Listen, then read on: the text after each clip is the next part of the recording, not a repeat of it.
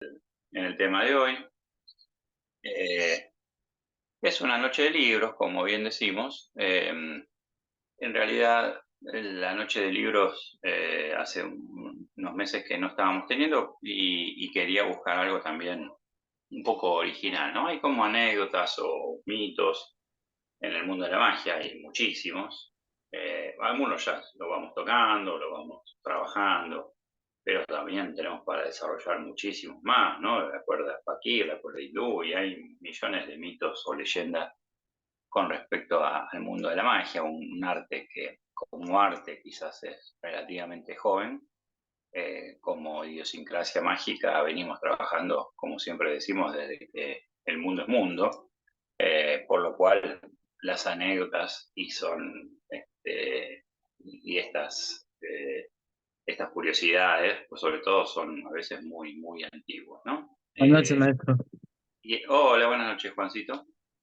Con respecto al tema de hoy, que es la noche de libros, está basado, aunque no es puramente, pero en un libro que sacó nuestro amigo historiador Ramón Mairata. Ramón es un amigo personal que durante la pandemia también hicimos algunas comunicaciones para el Centro de Historiadores, que hicimos un mini congreso virtual en aquel entonces, y Ramón desde Madrid nos brindó una charla en ese momento sobre el hombre incombustible, que es otro personaje también, o otra leyenda, o otras de estas curiosidades mágicas. Hace poco tuvimos, hace una semana, tuvimos el tema de Johnny Eck con su, eh, con su vinculación a la mujer serruchada, a la mujer aserrada, y de paso entonces tocamos de colatazo el tema de ese efecto particular que era la mujer aserrada, la mujer serruchada.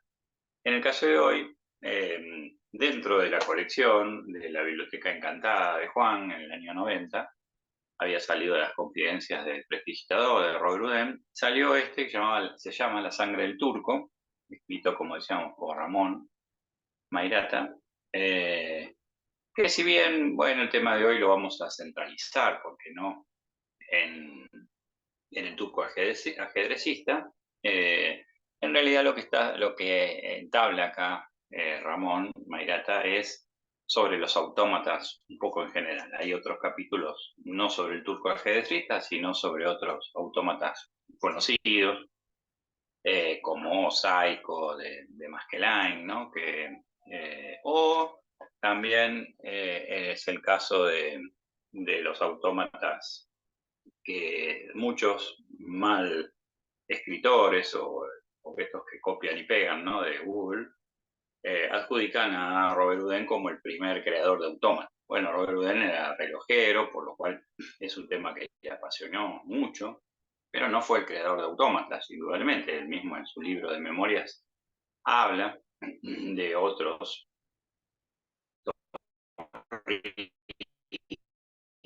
y otros magos más que sí a él con autómatas. Y Mairata particularmente le dedica algún capítulo especial a algún autómata de Pinetti. Pinetti es otro mago antecesor a Robert Houdin, por lo cual ahí ya demostramos que es falso aquello de que Robert Houdin es el creador o el que desarrolla el tema de autómatas en magia. De hecho, bueno, el tema del mecanismo, o no como muñeco, pero sí del mecanismo lo tenemos desde las puertas de Alejandría, ¿no? O sea que es un tema de toda la vida muy tocado en el mundo de la magia, que es esta electrónico, mecánico, electromecánico, como lo quiera llamar.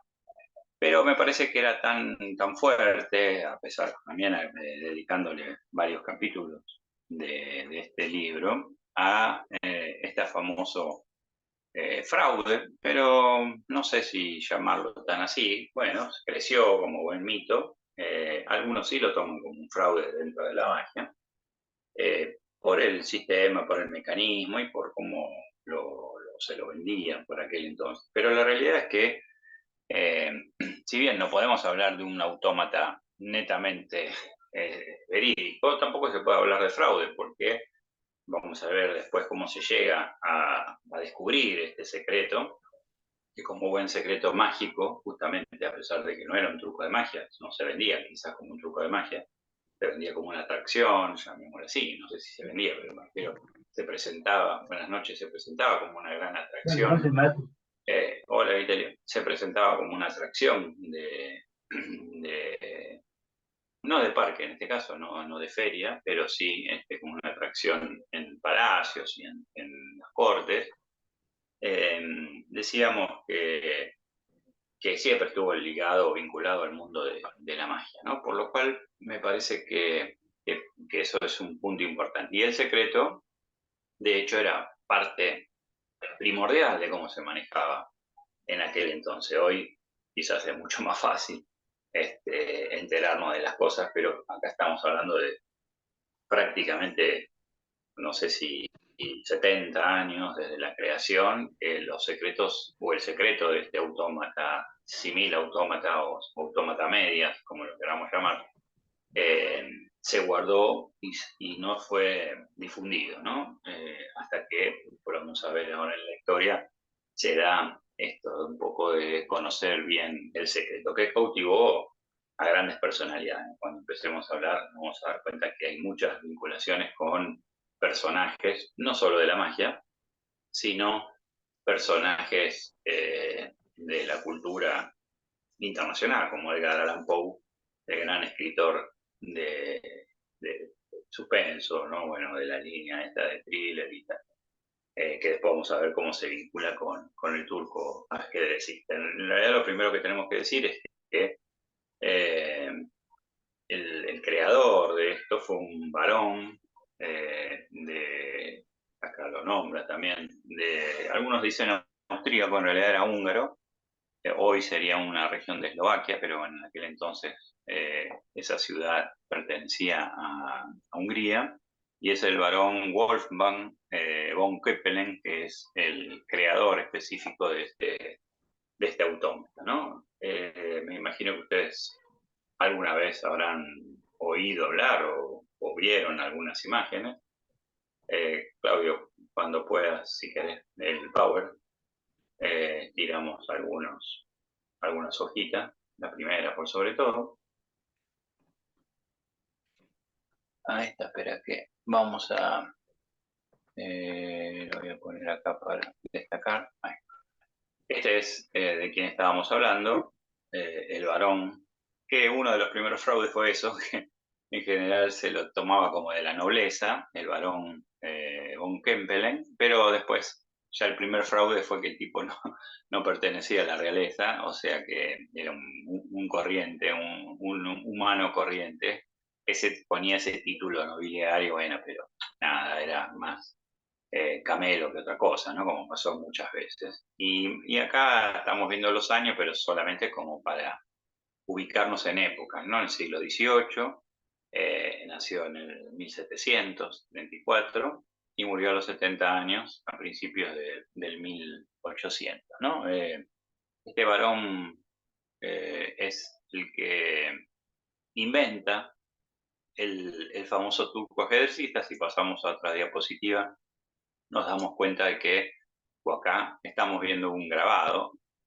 porque lamentablemente el aparato original vamos a ver que no se encuentra entre nosotros. Quizás hemos visto en algún documental de magia un aparato o un autómata del turco, pero en realidad es una recreación de John Gogan, que después lo vamos a ver. Esta era sin duda un poco el efecto que se mostraba, parecido no parecido, pero se ven ahí, se ve por eso se llama turco, ¿no? Es un hombre tallado en madera, con un turbante, simulando una persona de Turquía, más o menos en 1,20 m, que era lo que ve en la mesa, aproximadamente era 1,20 m de ancho la mesa, apoyada sobre la mesa hay una tabla, lo están viendo ahí, una, una partida de ajedrez, ¿no? O sea, eh, y, eh, y después viene un poco el mecanismo que ahora vamos a ver, ¿no? Es decir, lo que se asomaba es como el cuerpo por la parte de atrás, como si fuese un tipo que está jugando al ajedrez contra alguien del público.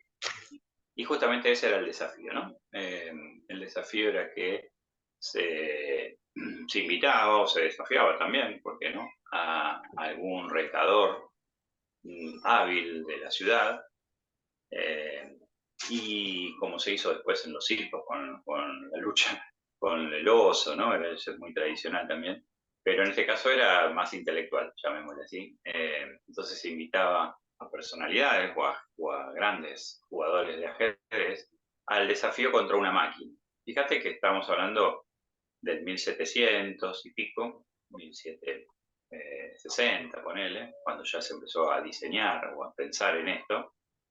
Y la realidad es que recién tenemos una primera vinculación original, ¿no?, y real y comprobable de un hombre jugando con una máquina en el famoso 1997, o sea, hace poquito, a 20 y pico de años, cuando Kasparov, que es uno de los ajedrecistas rusos más importantes, le ganó a una computadora, al IBM, el famoso Deep Blue, y es la primera vez que una computadora le gana a un humano, ¿no? En una aplicación, en una de estas computadoras de IBM, pero que eso sí es verídico, ¿no?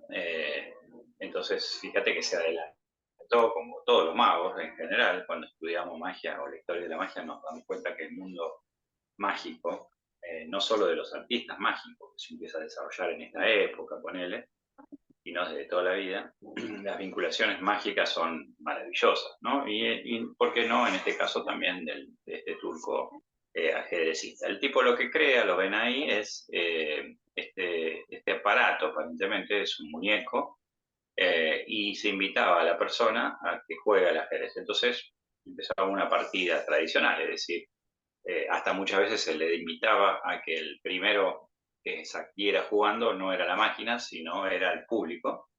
Y pasemos a otra diapo, que lo que hacía el público era justamente jugar, ¿no? Bueno, acá estamos viendo un poco el secreto, vamos a salir de acá y después les cuento bien cómo funcionaba todo el aparataje. Y para ponernos un poco en clima, vamos a entrar en un video, si es que se puede, Claudio. Salgamos de ahí y entramos a un videito, el primero, si se puede. Y acá lo van a ver, una recreación, porque esta es una película, después les voy a mostrar, del año 27, 1927. No es el original, esto es una recreación, una película francesa del año, como decía, 1927, que se llama El jugador de ajedrez. Ahí en la película se toca este tema, es una película muda del año 27, como decía, en blanco y negro, y se recrea este personaje emblemático y no es el original, porque el original hacía como 70 años que había desaparecido. Vamos a ver después cómo llegamos a ese fin, ¿no? Pero acá van a ver un poco la estructura con una mesa gigante, como lo pueden ver, con un gran muñeco, con un turbante muy grande, y apoya las manos el muñeco en esta mesa con el tablero de ajedrez ahí a la vista, ¿no? Ahí se abren las puertas mostrando de que adentro de esa mesa, o en él no hay ningún humano.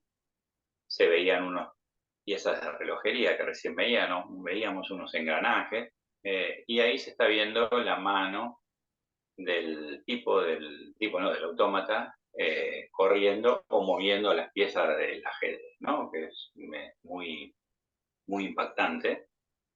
Este parecido es el muñeco el autómata que desarrolla después John Vaughan, el famoso constructor de aparatos grandes. Bueno, y acá deschaba en cierta forma, es una película muda tampoco, pero deschaba un poco el accionar de que una persona estaba metida Hay ahí una doble adentro, atrás. ¿no? A pesar de que había una gran discusión en aquel entonces de que si era robot o era un fraude o era alguien que estaba escondido ahí en el fondo. Y la verdad es que fue un verdadero secreto. Bueno, ahí se ve un poco esto que echaban de que alguien estaba dentro de esto, ¿no? Bueno, ahí tenemos. Gracias. Después volvemos o a otro video o... Ay, espérate. Eliminamos acá. decíamos que, bueno, que en cierta forma fue una gran atracción o una gran intriga, y acá nos habla un poco Mayrata con respecto a esto. Y la realidad es que este varón, este von Kompelen, que no era varón, pero que estaba conectado con la realeza de aquel entonces, la magia estaba catalogada, o algunos magos, para entrar en las famosas cortes, en las emperatrices de Rusia, ¿no? De Austria, todas estas grandes naciones. Y justamente para María Teresa, la emperatriz de Austria, eh, este varón o este tipo hace el lanzamiento de esta máquina, ¿no? Ahí hace el lanzamiento de esta máquina invitando al mejor jugador de ajedrez de aquel entonces. Sí le gana eh, este autómata, ¿no? El famoso turco ajedrecista. El tipo, este varón, le gustaban mucho los científicos, los inventos, llamémoslo así, pero a pesar de eso lo lleva el aparato en gira por toda Europa durante más de 10 años, ¿no? O sea, es un tiempo muy increíble, trabajando y mostrándolo en diferentes ciudades de Europa. Se cuenta que en uno de estos tantos, allá por fines de 1700, en uno de los viajes que hace Benjamin Franklin, el famoso creador del descubridor, ¿no? Del pararrayo, del pararrayo, Franklin, que lo ven a veces en los dólares, bueno, acá no lo vemos tanto, pero en los dólares, a Franklin, bueno, hace una jugada, no en Estados Unidos, sino en uno de los viajes a Francia, juega, porque era su gran pasión, aparentemente, el tema del ajedrez de Franklin, y juega y lo desafía al turco ajedrecista, perdiendo también, ¿no? O sea, eso era así como un común denominador, que todos aquellos que querían jugar con el, con el turco perdían, ¿no? Eso era como la, lo primordial, lo que pasaba casi siempre con respecto a esto. Después, si quieren, hagan preguntas, lo vamos trabajando, ¿no? Bueno, Von Kompelen no estaba muy convencido, lo tenía como una atracción, y, si bien lo trabaja todos esos años, bueno, no contaba, por supuesto, el secreto, nadie sabía bien cómo era el secreto. Algunos pensando de que realmente era un robot, un autómata, un robot el que jugaba con los magos, o con la gente, perdón. Entonces, bueno, quedaban desde ese lado la incógnita de saber cómo es. Cuando muere este creador, que veíamos la imagen hace un ratito de Von Kompelen, el hijo vende el aparato a otro descubridor, llamémoslo así, ¿no? Científico, no sé si la palabra era justo ese científico, de por aquel entonces, que era Johann Menzel, un vienés, que sí estaba un poco más ligado al mundo de la música, no tanto de la magia, pero sí el mundo de la música. Se cuenta que este Messel es el que creó el famoso metrónomo. No sé si lo creó, pero sí lo patentó, el famoso metrónomo que usamos los magos muchos para medir las timing de los juegos, ¿sí? El que maneja los tiempos de la música. El metrónomo lo creó este tipo que hereda por segunda vez, o compra, perdón, por segunda vez el turco ajedrecista, ¿no? Sí, lo que sí se sabe, si bien esto del metrónomo aparentemente fue el que lo inventó, ya pasó varias veces, lo estuvimos viendo, de que es el que patenta la idea, pero no es quizás el que la crea en sí, pero sí fue uno de los primeros que creó un sistema parecido a lo que hoy sería un audífono, que es ante una persona sorda, y o casualidad lo hizo con Beethoven, porque era como el que trabajaba para Beethoven, por los años también, y justamente en Viena, eh, le crea ese famoso como conito, ¿no? Como un cono, que es un antecesor de lo que sería justamente el audífono, hoy ya mucho más avanzado. Pero Beethoven escuchaba, a pesar de estar sordo, escuchaba de esa manera con el invento que había hecho este tipo Messel. Messel sí era un tipo más de parranda, por llamarlo de manera, entonces ya lo presentaba un poquito más de show, apostando, había otra historia en el juego, lo buscó más del lado comercial.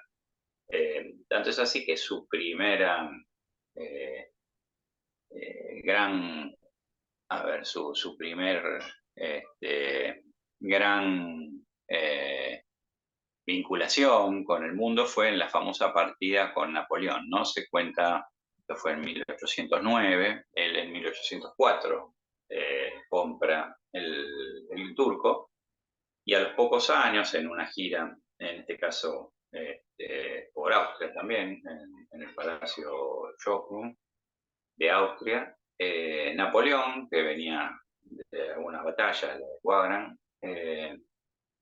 que supuestamente decían, él se autodecía Napoleón, por eso Napoleón, hace poco hubo una película, Bonaparte, que yo la vi en el cine, eh, que cuenta un poco la vida, tampoco no, cuenta extensamente, por una película larga, de la vida de Napoleón. Y él era bastante así vanidoso y se creía un excelente jugador de ajedrez y lo desafía al turco. Hay una anécdota muy interesante, que el tipo es Napoleón, ¿no? El tipo se sienta y le hace una jugada antirreglamentaria, o sea, mueve una ficha, no sé cuál, pero ponerle el caballo en vez de hacer la movida correcta, se la hace para el otro lado o le quiere cagar al autómata, ¿no? Napoleón.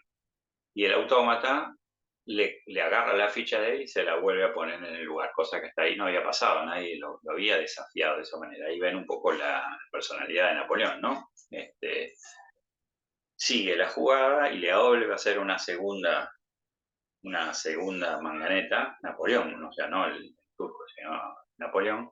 El turco le vuelve a agarrar la ficha y se la vuelve a poner, ¿no? Ahora después vamos a descubrir el secreto, pero estoy haciendo un poco así para generar, para aquellos que no conocen bien cómo actuaba, le vuelve a generar y en la tercera se calienta el turco y tira todas las fichas, o sea, con la mano, porque en realidad la mano era una sola la que se movía, no uno usaba las dos manos. El autómata trabajaba con la mano izquierda solamente, era la que movía la ficha, y el autómata barre, o sea, tira todas los peones, los caballos, todo, este, calentándose, no, calentándose no, pero digo, desafiándolo a Bonaparte, que vuelve a recomponer el juego, ¿no? Y pierde justamente Napoleón con el turco, ¿no? Esto fue como lo más famoso.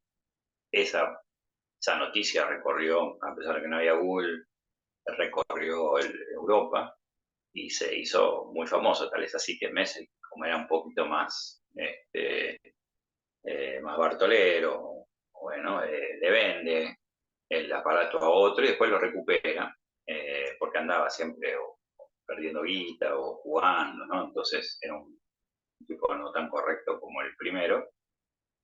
La cuestión es que lo trabaja también durante muchísimos, muchísimos años, más de 20 años en Europa, y en 1826 es cuando se le ocurre cruzar el charco, sería, e irse para los Estados Unidos, a dejar Europa y venir a un mercado nuevo, un mercado que no conocía, como ahora que googleas y la información te llega al instante. En aquel entonces, ya hacía más de 50 años, estaba el turco desafiando a muchos ajedrecistas de Europa, pero no, en España, perdón, en América no se conocía. Así que viaja hasta Nueva York, este tipo Messel, y ingresa en un mundo nuevo, también haciendo mucha, mucha plata, eh, y justamente desafiando de la misma manera, y acá es donde viene una vinculación muy, muy linda también, ¿no? Con otro personaje de la literatura que es Edgar Allan Poe. Se cuenta o se dice por ahí que este tipo en Nueva York, bueno, empieza a hacer las demostraciones con otros ajedrecistas, baja un poco a la ciudad de Filadelfia, que es donde vivía, donde nació y murió Edgar Allan Poe. En Filadelfia, eh, Poe recién estaba escribiendo, no era un tipo famoso, era simplemente un curioso. Recordemos que Edgar Allan Poe, el famoso escritor, buenas noches, era como el Hahnemann de la magia, ¿no? Es un tipo alcohólico, uno de los primeros fumadores de opio, Edgar Allan Poe, ¿no? Con sus famosos hermosos cuentos de misterio, de suspenso, o de detective, llamémoslo así, la palabra, no sé si... Sí, es suspenso, pero es más detectivesco, ¿no? También. Y, y Poe, a pesar de esto, ¿no? De ir drogado y tal, vivir por la vida, era muy curioso y bueno, entonces lo empieza a ver al autómata o a concurrir al autómata infinidad de veces. A todas las presentaciones que iba, el tipo se le ponía al lado, había una valla, era como los juegos de parque de diversiones, a 3 metros se ponía una valla, o sea, una cinta, para que la gente no toque el aparato o no se intermezca, no, solo el que desafiaba el juego, ¿no? Pero si no, todos los demás miraban, pero no tenías acceso a tocar el objeto, ¿no? Porque además era un robot, para aquel entonces un autómata era como algo más, buenas noches, algo más difícil de ver y tal. Entonces Poe dicen que varias veces miraba de reojo el juego hasta que quedó fascinado con esto y no creía nunca, el tipo fue muy escéptico, nunca creyó en que era un robot, un autómata, sino que creía que realmente ahí adentro había alguien escondido. Que era una de las hipótesis, ¿no? De que había un tipo metido ahí adentro de ese aparato y era el que manejaba el autómata. El tema del Shaita es así, es decir, cuando se presentaba el autómata, estaba, como vieron recién, apoyado en la mesa, en el dibujo, venía ya sea Von Coppel o Meisel en este caso, y abría la primera de las puertas y se veía un mecanismo de relojería, llamémosle así, un mecanismo, algo mecánico, tipo relojería, engranajes y tal, que mostraba que no había nadie adentro, se pasaba una vela por detrás para que vean que no había ningún tipo ahí escondido, se cerraba esa puerta, se abrían otras dos, que ahora lo vamos a ver en el grabado que sigue, y se mostraba también vacío, o sea, demostraban a la apertura de todas las puertas de que no había nadie escondido ahí adentro. Pero las creencias, en aquel entonces, estamos hablando más de 50 años de la creación y todavía no se contaba el secreto, miren lo que era la información mágica, en aquel entonces nadie lo sabía, solo el que compraba el aparato. Y el que encontraba el aparato era tanto el negocio que no se lo explicaba a nadie, ni a los asistentes. Bueno, los asistentes sí, pero solo a eso y no se divulgó. El aparato se mantuvo, el secreto se mantuvo durante años y años.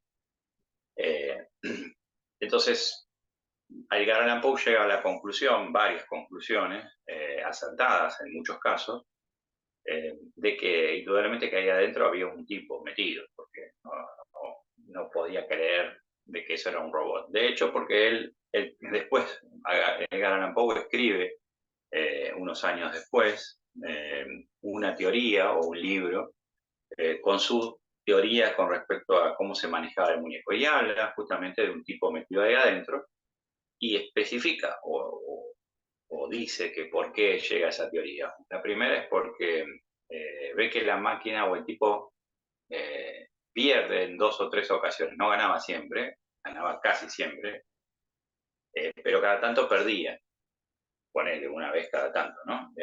Entonces ahí pensó Poe, dice, si esto es un robot, una máquina, la máquina tiene que ser perfecta, por lo cual acá hay algo humano porque el tipo cada tanto pierde. Esa es una de las hipótesis que pone Poe. Y en otra, como un buen este, visor, un buen espectador de magia, dice, ¿por qué no abre las 3 puertas juntas? ¿No? O sea, él lo que hacía el tipo era abría una, mostraba vacío, la cerraba.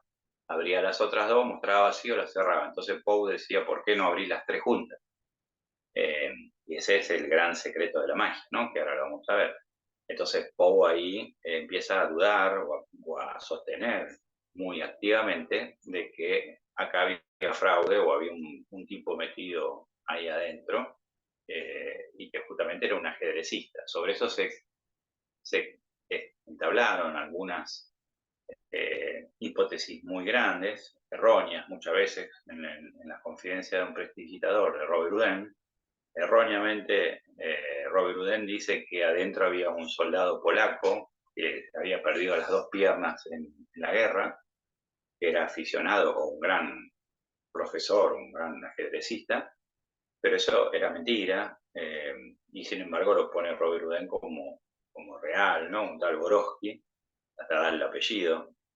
Recordemos que la Confidencial Prestidigitador es de 1859, mucho después que se creara el aparato, ¿no?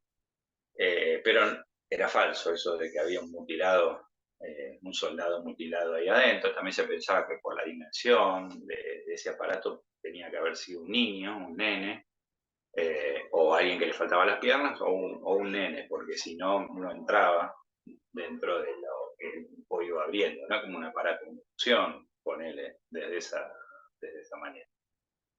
Y una de las cosas que le asombró, bueno, otro que también tiene una versión es el famoso de Krems. De Krems era este pseudo, bueno, físico, matemático parisino, que lo persiguió a Pinetti por todo lado, era como la sombra de Pinetti, eh, porque creía que Pinetti era un científico y era un mago que hacía show, y este sí venía del lado, hoy sería de la ciencia, lo defenestraba, ¿no? Entonces iba Pinetti a hacer un show y de Krems le iba atrás en el medio del espectáculo, se le saltaba y le gritaba que eso era trucho, de que estaba haciendo trampa, de que no tenía un pacto con el diablo, a donde vaya.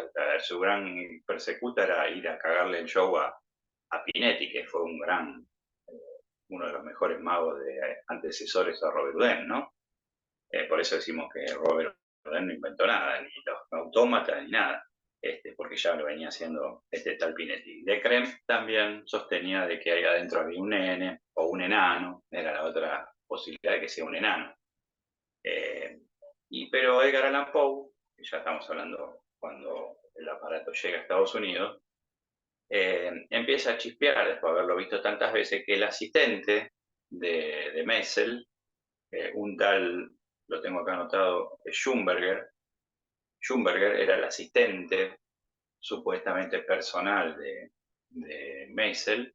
Justo en el momento que se presentaba el aparato, el tipo no estaba más, o sea, sí estaba en la preparación, en la puesta en escena del aparato, pero en la previa sería, pero cuando empezaba el show, que no era un show, era como un desafío, no era como sí, un desafío, no era un show artístico, sino era más un desafío intelectual, eh, que se ganaba plata, ¿no? Porque lo pagaba el ayuntamiento o lo pagaba la gente también las entradas, pero vos veías a la máquina jugar ajedrez contra un humano, ¿no? Y perdiendo casi siempre el humano. Y Edgar Allan Poe sostiene de que justo cada vez que empezaba el show, el asistente no estaba más. Era este tipo, Schumberger, que desaparecía. Entonces, la teoría que él tiene, y que la verdad, es que el asistente era el ajedrecista. Pero no era el único. Después con el tiempo se supo que tanto von Kempelen como Messel, antes de llegar a Estados Unidos, en Europa pasaron muchísimo. En total fueron 15 ajedrecistas que se metían dentro de ahí a hacer este fraude, pero no era un fraude, en cierta forma era mitad fraude, mitad no. Y entre ellos después se supo que hubo muchos ajedrecistas, uno muy famoso que era un tal Al Gayer.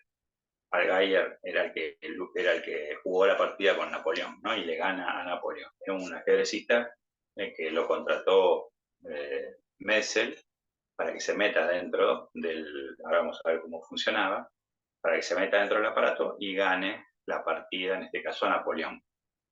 Pero después, en las giras y tal, pusieron a una chica, la chica no era muy buena ajedrecista, perdía muchas de las partidas, entonces le dieron el raje, y el mejor ajedrecista que tenía era el asistente, este tal Schumberger, con el único problema que era un tipo que medía 1,80 m, gordo, entonces le entraba cagando en el, en el aparato. Ahí empezó a sospechar Edgar Allan Poe de este asistente, ¿no? Y según dicen, justo en un pueblo, en una función en Baltimore, dos pibitos que estaban ahí jodiendo se metieron y lo vieron justo salir a este Schumberger del aparato. O sea, dos nenes descubren el secreto porque se meten, se cuelan y lo ven salir al gordo del aparato, ¿no? Entonces le cuentan supuestamente, o no se sabe, pero aparentemente le cuentan a Edgar Allan Poe que había un tipo metido ahí adentro, entonces con más razón Poe hace esa hipótesis, ese libro, ¿no? Pero después fue inspirador porque en muchos de ellos me encanta la obra de Edgar Allan Poe. Fu Manchu hizo muchas cosas de Edgar Allan Poe, entre ellos El escarabajo de oro, eh, entre tantas cosas, ¿no? Pero en El escarabajo de oro y en el asesinato en la calle Morgue, en la Rue Morgue, hay vinculación, y el que lee el libro es que hay unas citas con respecto a este turco ajedrecista, o sea que el tipo en algún lado le quedó esto de la obsesión de poder incorporarlo también en su libro, ¿no? Y ahí lo toma justamente en esos, particularmente en esos dos cuentos, donde aunque sea tomaba esa, esa mención hacia el turco. Bueno, Poe es un tipo que, como decíamos, eh, alcohólico y fumador de opio, por lo cual tuvo una vida muy corta, a los 40 años murió, o sea, mira, escribió tanto en tan poco tiempo, ¿no? O sea, fue una de las mentes maravillosas, quizás un poco volado, es que escribió todas esas cosas para eso sí, para ese siglo, pero bueno, pero mirá lo que ha hecho, ¿no? O sea, a los amantes del suspenso, que nos gustaban las, las, los capítulos de Narciso Ibáñez Menta y tal, casi siempre en algunos citaban algún que otro cuento de Edgar Allan Poe, ¿no? De Vincent Price y un montón de gente, actores del terror, eh, encarnaron cuentos de Edgar Allan Poe. Y ahí tenemos una vinculación de un genio como Poe con el tema de la magia, ¿no?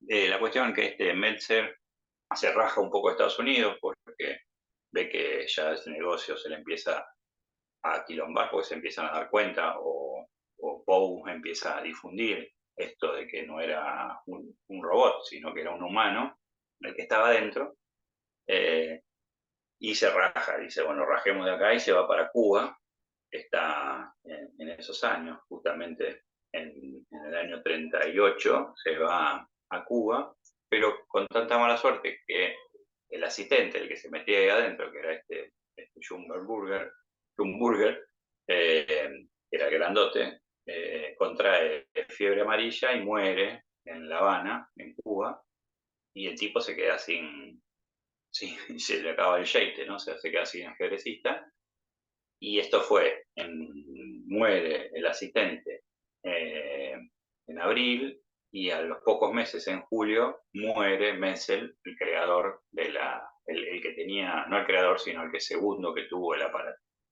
en Venezuela, ¿no? En La Gaira, que es un lugar, este, en La Guaira, que es un lugar en Venezuela, una isla en Venezuela. Entonces, ahí en alta mar murieron los dos, quedó el aparato cautivo, y Edgar Allan Poe tenía su médico personal, un tal Mitchell, su médico de cabecera, que lo asesoraba, o bueno, lo cuidaba de la falopa, bueno, lo cuidaba de que no se fume tanto, y le cuenta a Edgar Allan Poe en estas sesiones de que hay un personaje que lo tiene obsesivamente, que era este turco. Y este Mitchell era un tipo curioso, aficionado a todo esto, había ido a verlo el aparato varias veces, y compra, es el tercer propietario, es el que compra el aparato original. Pero no venía del lado de entretenimiento, venía del lado científico, entonces lo compra netamente para saber cómo funcionaba eso y darle la noticia a Edgar Allan Poe si era real lo que él suponía o había escrito en ese momento. Con la mala suerte que Poe muere, pero Mitchell, fíjense que valía $400 el aparato y era incalculable para aquel entonces. Juntaron, hicieron como una cooperativa entre varias personas, pusieron guita para saber, para tener el aparato, pero más que nada para abrirlo y despularlo, ¿no? Porque ninguno de los anteriores lo usaban solo para negocio. Estos querían saber cómo era nada más el aparato, ¿no? Y si era realmente un fraude o no. El Mitchell compra, descubren cómo es el aparato, que es lo que vamos a ver ahora. Otra vez volvamos al Power, Claudio. Y ahí sí la teoría o la famosa teoría de Edgar Allan Poe se hace realmente visible. Y acá se ve el aparato en sí. El tipo, bueno, olvídate de este último que era Schumburger, que era un tipo grande, grandote, pero todo lo demás eran personas más vale bajitas. Era mentira esto del enano y del mutilado que hablaba Robert Houdin, cuando no. Pero acá lo que hacía era en el gráfico 1 o en el de la izquierda están viendo la apertura del tipo de la primera hoja o de la primera puerta sería, y como ahí ven la silueta, el que se escondía abajo estaba justamente tirado hacia adelante. Entonces vos abrías la puerta y se veía el engranaje. Por detrás se pasaba una vela para demostrar de que no estaba escondido ahí. Y bueno, bien contra atrás, ¿no? Esa sería la segunda foto, el segundo dibujo es un poco como si fuese una caja de sombras, el tipo escondidito o tirado. Sí, ahora vamos a ver cómo movía las piezas. El otro grabado es cuando abre, pasemos a la otra página, es cuando abre las otras dos puertas, ¿no? Por eso es que Poe desconfiaba, como un buen espectador de magia, y te das cuenta, un tipo que no era mago, pero tenía un pensamiento mágico, ¿por qué no me abre las tres puntas? O sea, abría una, cerraba y abría las otras dos, porque ahí es cuando el tipo se pasaba para el otro lado, para el otro compartimento, ¿no? Y volvía a hacer lo mismo. De este lado se mostraba vacío, había engranajes y todo este tipo, y otra vez la vela por detrás. La vela era un poco pretexto, porque después la vela quedaba apoyada para que el tipo adentro pueda ver mejor, porque no había pila en ese momento. Entonces, adentro del aparato cerraban todas las puertas, no se veía un carajo, y él tenía que hacer la jugada desde abajo. Así que era, en cierta forma esa vela alumbraba un poquito el sistema. Pasemos a otra. Creo que ahí se ve un poco el mecanismo. Esta sí era la parte autómata, porque tenía la parte esta. Entonces vos decías, entonces era un fraude. Bueno, sí, no un fraude de que no era un robot. No era un muñeco solo el que jugaba, sino que era una persona. Pero después tenía un mecanismo de autómata, no era que era trucho. Eh, el tipo tenía el mecanismo de autómata, que era la mano izquierda, como decíamos, y además tenía el movimiento de mano así. Entonces tomaba la ficha, vamos a ver como dijo ahí Claudio, cómo conectaba o cómo sabía la jugada, y movía la ficha y corría la ficha al tablero, eh, movía la ficha al tablero a donde quería ganar la apuesta. Y tenía un movimiento justamente de mano, ahí se está viendo como un autómata, piezas de relojería, o sea, más hoy sería como de cuerdas de reloj, por llamar de una manera, que lo que hacían era esa parte, la parte de la mano, sin moverla automáticamente, ¿no? O bueno, o mecánicamente. Y vamos a ver la última, o una más, que es este es el último, bueno, Edgar Allan Poe ya lo conocen, es el de la derecha, el escritor, pero el otro es el que estuvo por última vez el aparato. Digo, ¿por qué? Porque este Mitchell, que era el médico personal de Edgar Allan Poe, compra el aparato en la cooperativa esta, después entre todos descubren el secreto, compran el aparato otra vez en Filadelfia y, pero igual no lo cuentan, o sea, pero tampoco lo trabajan, es decir, compraron el aparato para saber cómo era, pero no lo presentaban artísticamente, lo dejan ahí como una curiosidad, ellos venían del lado de la ciencia, ¿no? Del arte. Entonces lo donan al museo, el Museo Chino de Baltimore, de Filadelfia, y es ahí donde en un incendio en 1854 se quema totalmente el aparato, en un incendio que se produce en el museo, se pierde el turco ajedrecista. Ahí se perdió el aparato original, de eso no queda rastro. Y el hijo de Mitchell, ya Mitchell no, sino el hijo, a los 3 años de que se incendia, que se pierde, a modo de decir, bueno, ya está, se perdió el aparato, salió a contar el secreto en una revista de ajedrez, llamémosla, pero una revista así, de juego de ajedrez, cuenta el sistema, este que estuvimos viendo recién, ¿no? Un poco parecido al grabado que vimos recién de... Ahí está, Claudio, con esto. Después pasamos al videito, después yo te digo cuando... y entonces decíamos que después de esto, Mitchell a los 3, el hijo de Mitchell, revela el secreto, y se hace un poco más popular. Tampoco es de gran difusión, no era que se enteraba todo el mundo, se enteraba en el mundo de Estados Unidos y este tipo de cosas. En realidad no termina ahí porque después crece la famosa anécdota o este famoso mito. Al principio vimos la recreación de esa película del año 27, 1927, en Francia. Es un tema que lo tocaron muchísimos cineastas, está en series de televisión, es algo relativamente interesante, pero hay un quiebre en el mundo de la magia, que es el famoso constructor de aparatos John Gauguin, que, bueno, entre tantas cosas le construyó todos los genios. Copperfield es una de las mentes más brillantes en construcción de aparatos de magia, ¿no? John Gauguin, además, un gran coleccionista, tiene en su casa un museo de la hostia, con casi todos los autómatas, muchos originales de Robert Houdin, algunos de Gastelin, Psycho, el Diablo, también de Robert Houdin, el trapecista.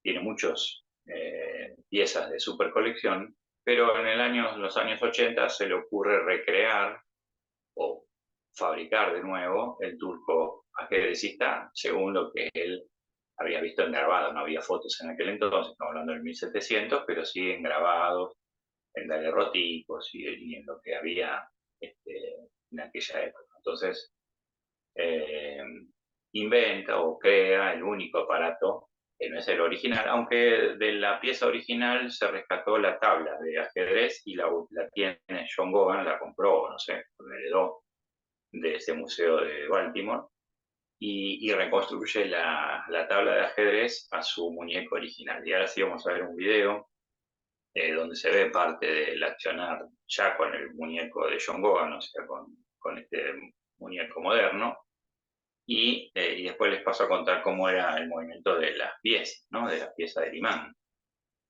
porque fue uno de los pioneros también en el trabajo del imán, ¿no? Y para la magia es muy normal trabajar con imantación, pero imagínense en el 1700, era una cosa como ir a la luna, ¿no? La NASA, y ya lo utilizaba un Compelen, el tema del imán con respecto a esto, ¿no? No sé si, Claudio, tenemos el segundo video, eh, y es esto de donde se ve un poquito lo que no tengo audio. Ay, no sé si hay audio o no.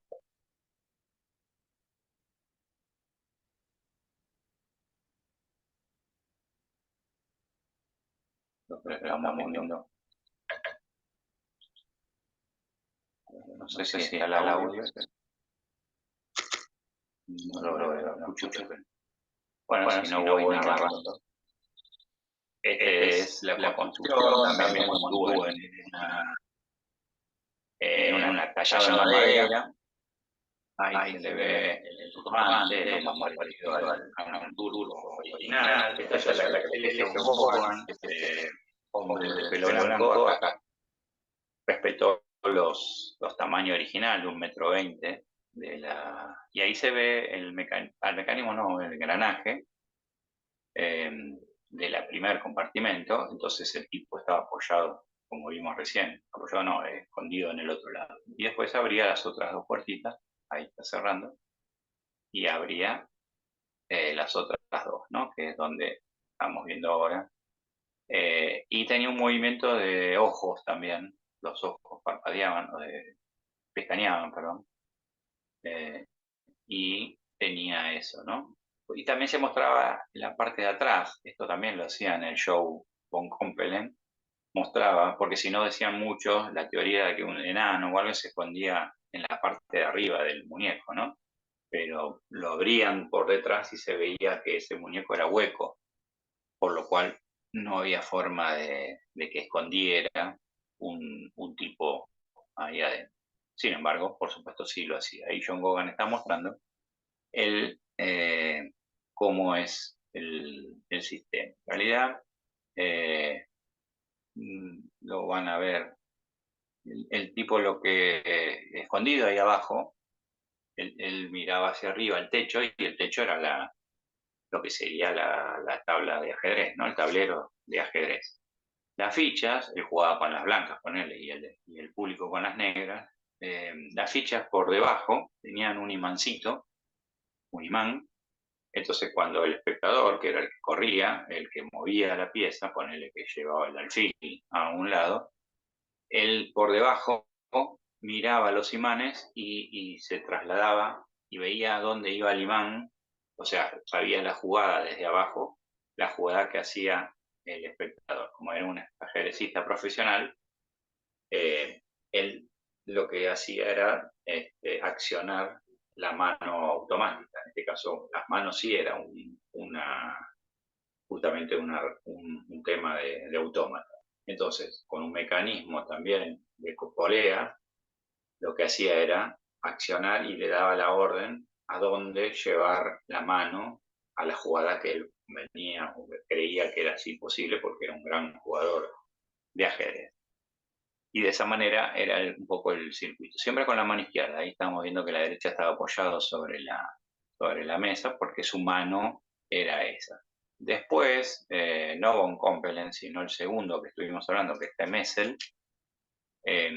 lo que le agrega es un detalle, como decíamos, que era el que inventó o el que patentó el metrónomo, venía al lado de la música, le incorporó sonido, o sea que ya el muñeco decía jaque mate, ¿no? Otra palabra en francés, pero era jaque mate, jaque, cuando yo estaba para cerrar, y lo decía un autómato, o sea, lo decía una grabación, voz, ¿no?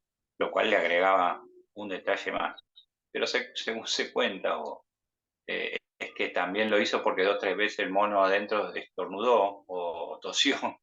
El que estaba escondido tosía, entonces le metió esos como efectos, además de decir jaque, le metía como efectos de sonido, como ruidos, pero en realidad era porque si el tipo adentro estaba agarrando un ataque de tos, para no estornudar y que se den cuenta que había un tipo escondido, tocaba la bocina esta o accionaba, no sé si es una bocina, era un simulacro de algo, y ocultaba que el tipo tosiera. Se dice que era un poco eso, ¿no? No sé si es tan así, pero te cuenta un poco de que esa es una de las... pero además de ver el movimiento del ajedrez, o sea, de la jugada del ajedrez, le agregaba sonido, para la época era exactamente una locura. Y ahí estamos viendo el movimiento de ojos, que John Gogan copió y que presentó en una de las convenciones de historia en Estados Unidos, y en una convención de historia muy fuerte, muy grande, ese es Von Kompel, y ahí presentó allá este, hace un par de años, el aparato, porque cada tanto hacen temática de Houdini, aparatos originales de Dante, van tomando cada año un artista en especial y muestran aparatos originales, ropa, bueno, un poco de todo. Esto ya es la parte actual, que es cuando esta famosa máquina o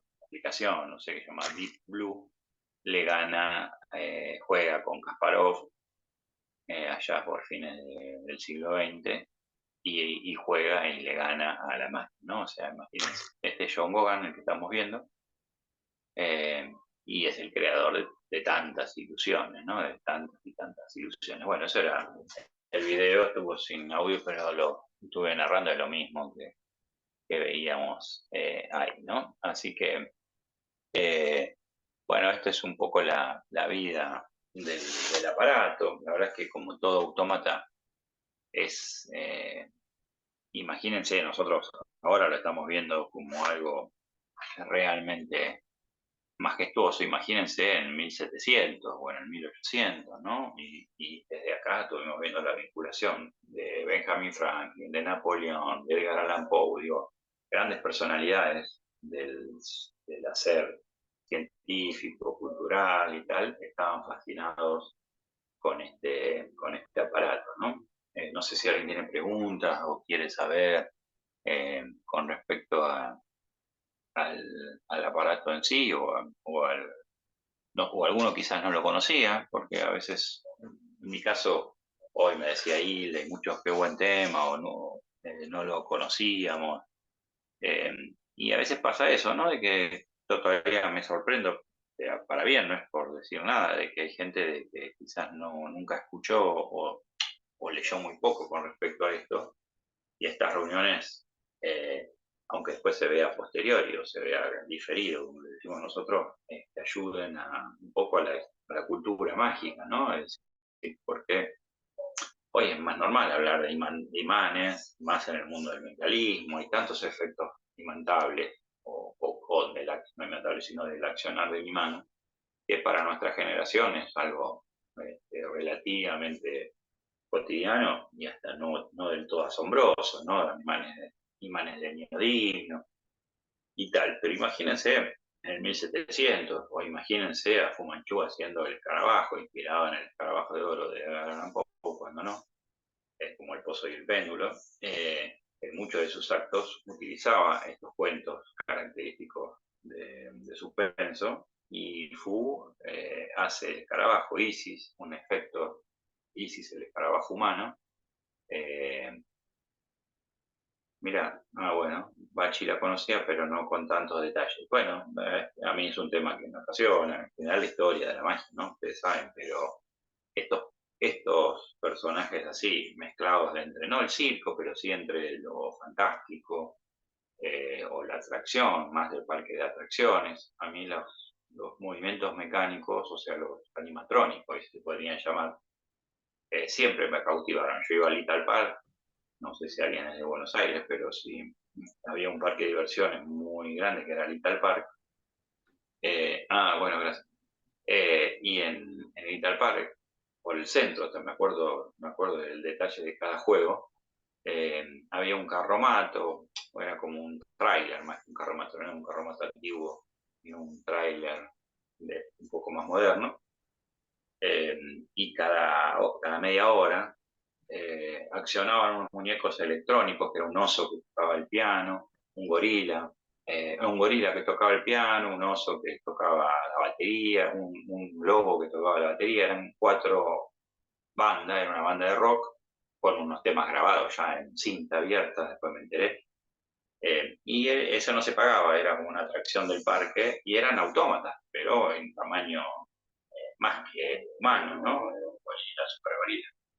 Esas cosas toda la vida me fascinaron, me gustó esto, imagínate, en el año 80 yo lo veía en el Interpar y me quedaba como loco, me quedaba ahí a veces, me perdía de ir a la montaña rusa y tal, pero para quedarme a ver cómo mierda funcionaba, yo no sabía si era pila, entonces cómo carajo van estos monos, hay un tipo adentro también, No, y eran animatronics que estaban controlados, o sea, siempre hacían el mismo movimiento, pero cambiaban a veces las músicas y las voces. Encima tenían voces, o sea, bum, bum, bum, cuando volaba el gorila, cuando cada uno tenía una atracción estadounidense que la compraron los dueños del parque.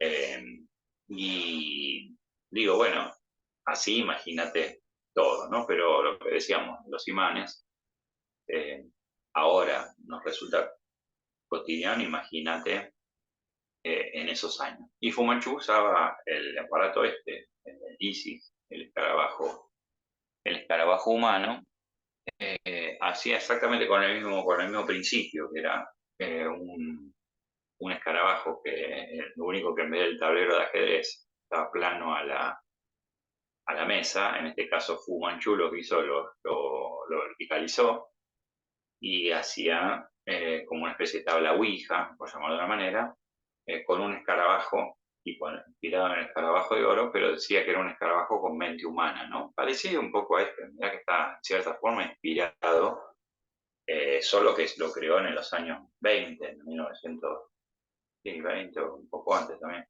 con su tío, ¿no? O sea, eso no lo desarrolló con Oquito, sino con el hermano de Oquito, que hacía sombras chinescas también. En la casa del hermano de Oquito, Fu inventa este aparato, que era un escarabajo y el público le hacía preguntas. Entonces, vale, miren que de cierta forma era un poco esto, ¿no? O sea, ahora estoy tratando de hasta relacionar, pero posiblemente Fu ya conocía, por supuesto, desde ya, me imagino, la historia del turco ajedrecista, y la gente en la platea le gritaba, mañana va a llover, qué sé yo, y el escarabajo iba así, o no, como una tabla ouija, ¿no? Como si jugara hasta el juego de la copa, pero con un escarabajo, y se mostraba al principio de que atrás de esa biombo, o sea, era un atril con ese pizarrón, ponerle así en vertical, eh, y primero se mostraba que no había nada. Y el trucaje era una puerta que se metía también un tipo por atrás, o sea, se escondía, nunca la gente se enteraba de que había un tipo por atrás, y el tipo por atrás corría el imán, entonces estaba el imán de adelante, que era el escarabajo, la tabla, que no sería muy grueso para que la imantación llegue, y atrás un imán. Entonces corrías y el escarabajo iba por detrás, lo manejaba, ¿no? Es como si vos pegaras dos imanes y una plancha en el medio y lo corres desde atrás.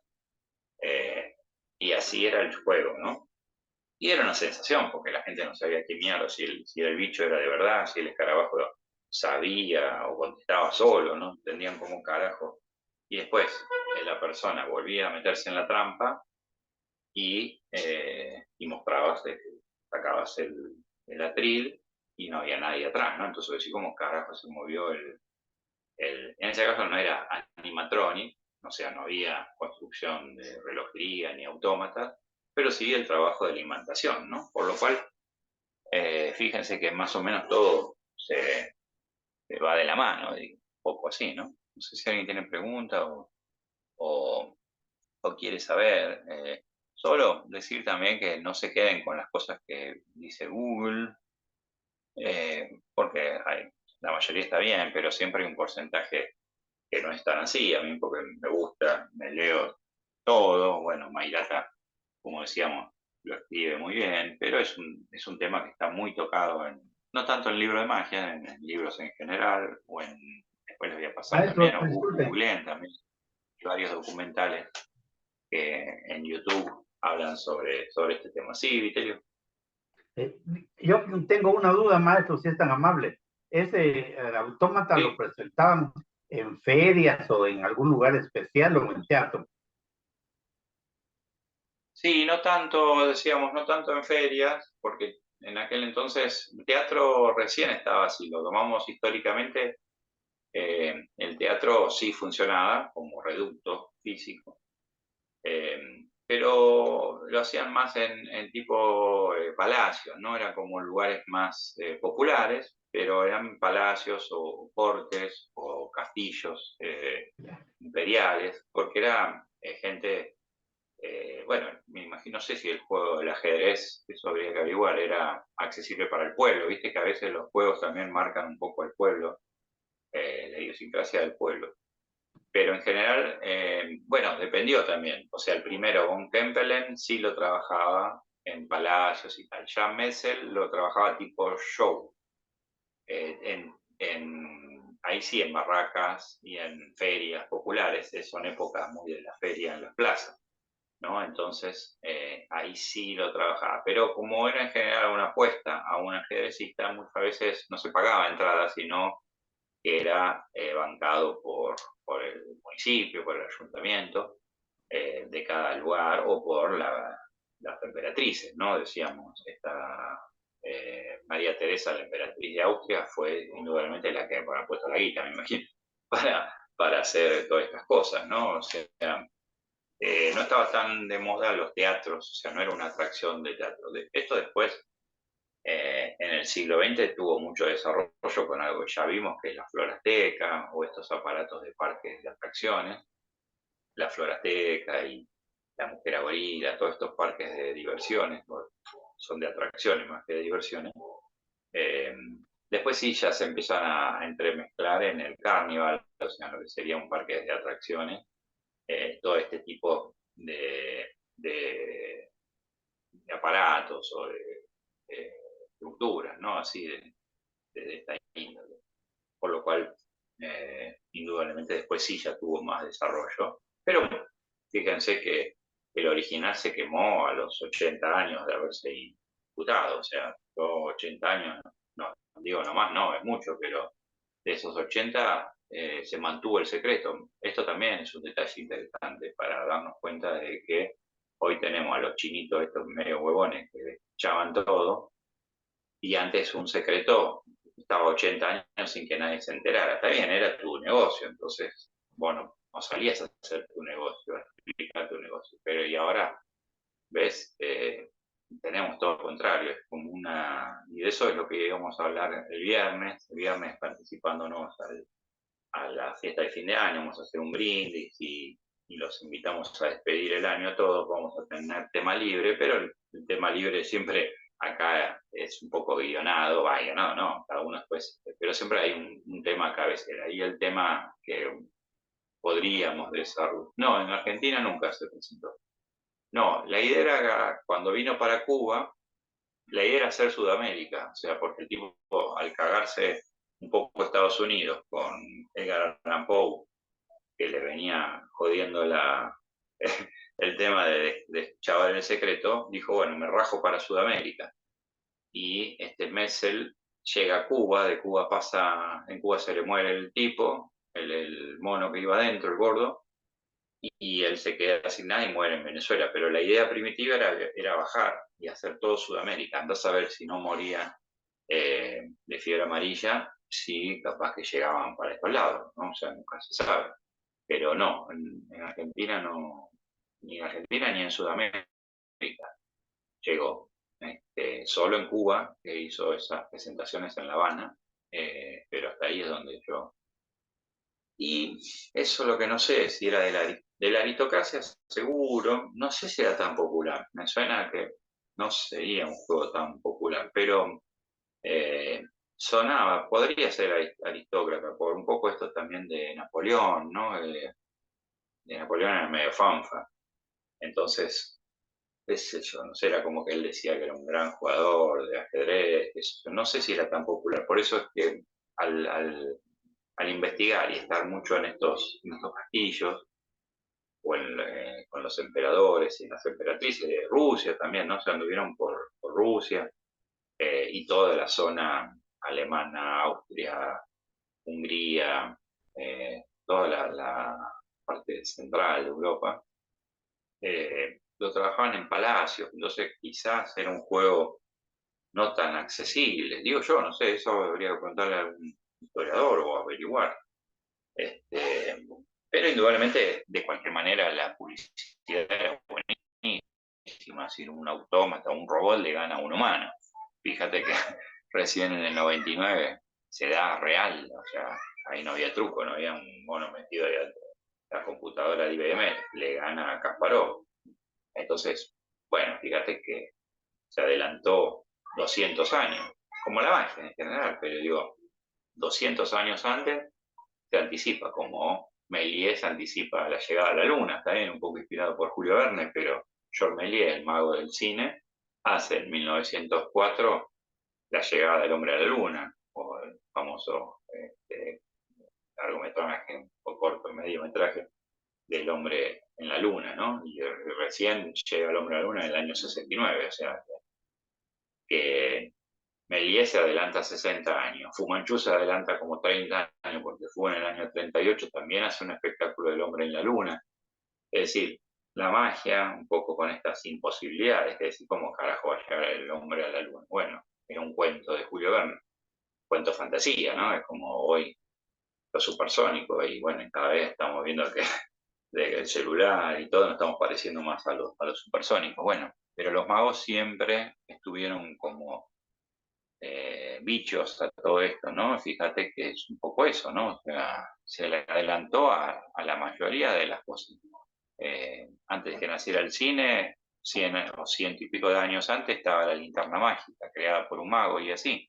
Siempre el mago estuvo en los grandes inventos, por eso también cuando escuchamos Franklin, Lavoisier y todos, siempre estuvieron o en la alquimia o en la magia, pero en la magia no de show, ¿no? Pero siempre ligados al mundo mágico. Eran descubridores, científicos, llamémoslo así, inventores, pero como buen curioso, como los magos, digo, siempre estaban ligados. Entonces, cada uno, Galileo Galilei, cada uno que descubrís, bueno, ni hablemos de los pensadores, ¿no? Aristóteles, todos tuvieron pensamientos mágicos. Entonces, eso está bueno, porque a veces te dicen, y los magos, y no, el mago nació con Robert Houdin, no, el mago es la época de Fu Manchu. Bueno, la magia es de toda la vida, o sea, sí, después lo vemos en el teatro, pero en la época de que todavía no estaban bien definidas las ciencias, todos, ¿no? O sea, todos los grandes genios, o de la eh, astronomía, no astrología, sino la astronomía, la medicina en sí, ni hablemos, ¿no? Eh, y bueno, ni hablemos de la física, la química, todos en general han incursionado en el mundo de la magia. De a poco vamos a estar tocando todos, yo sé que es un tema que no es para todos, que no a todo el mundo le gusta, pero bueno, como estamos el viernes, nos inundamos de juegos, o vimos un montón de juegos distintos, con vasos, con esto, entonces bueno, nada, queda los martes también como un momento de aprender o de ver este tipo de cosas, ¿no? Que a mí particularmente me apasiona. eh, y, y bueno, acá hay, la verdad es que no tenemos tanta cultura del autómata en sí. Hubo algunos autómatas, pero bueno, en general la línea europea siempre fue mucho más característico. Y John Gogan tiene, creo que ahora, la mayor colección. No sé Copperfield, ¿no? En el Museo de Copperfield tendríamos que ir a verlo, vamos todos de patota.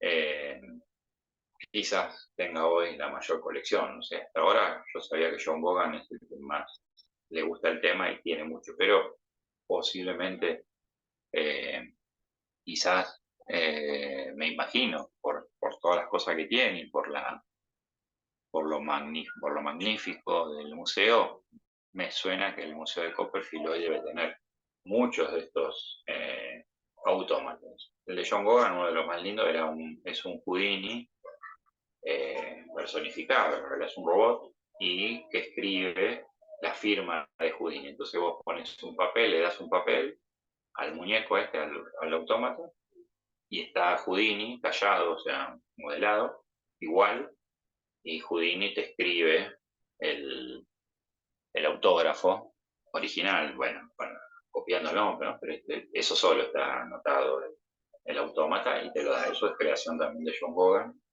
esta cabeza majestuosa de casi todos los aparatos últimos, o de Copperfield o de Eugenics, ¿no? Pero es como la camada última de los grandes magos televisivos, son construidos o diseñados muchas veces, efectos originales por John Gogan, ¿no? Así que, pero bueno, cuando el Museo de Copperfield se abre un poquito más, hasta ahora está como medio para invitados de lujo, o los que él piensa que podemos. Yo si nos ponemos de acuerdo y vamos, a nosotros nos va a atender, porque, bueno, casi siempre a los historiadores de acá nos invita, pero bueno, por supuesto hay que pagarse todo, ¿no? O sea, te invita, pero si andas por ahí, pero digo, pero sí nos abriría la puerta, cosa que está buenísimo eso ya, ¿no? O sea, capaz que si va vos de colgado, no lo hace, pero si vamos un grupo, digo, y hay muchos intermediarios, bueno, ni hablemos del sector de Fantasio, digo, o sea, hay muchos condimentos del nuevo Museo de Houdini que estaría buenísimo poder despular o ir en algún momento, ¿no? Quizás con Pacheco, con alguien Ura, hagamos algún día, ojalá, algún tour. Cada vez estamos más complicados por el dólar, pero digo, estaría buenísimo, ya lo hablamos. Él en realidad nos invita casi siempre, Copperfield nos manda, Copperfield es un gran también historiador, ¿no? Les gusta, por supuesto, de hecho, por algo armó el museo más grande del mundo y que va a ser único, increíble. El tema es que no sé por qué no lo abre a la sociedad, ¿no? O sea, yo pensé que iba a ser su última gran atracción. Quizás lo sea, porque todavía está trabajando en los shows, no sé hasta cuándo, no sé hasta cuándo más quiere trabajar, pero me suena que ese va a ser como su jubilación, ¿no?